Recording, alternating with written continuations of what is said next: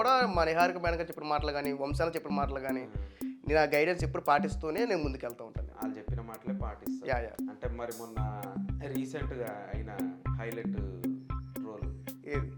Stage మీద కూతురు పుడితే నిహారిక గారని, కొడుకు పుడితే వంశీ గారు అంటే అది వాళ్ళే చెప్పిర్రా?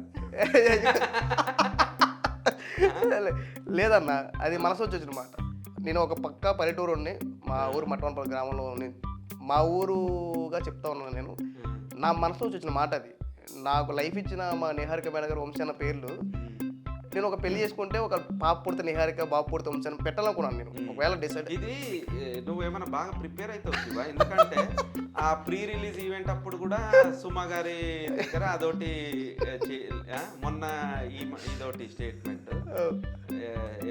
చెప్పు, ఎవరో చెప్తున్నారు కానీ. లేదు, ప్రిపేర్ అంటే ఏముండదు చెప్తున్నా, హానెస్ట్ మనసులో ఏది వచ్చిన మాట ఉందో అదే చెప్తుంది తప్ప కానీ ప్రిపేర్గా ఎప్పుడు నేను ఎప్పుడు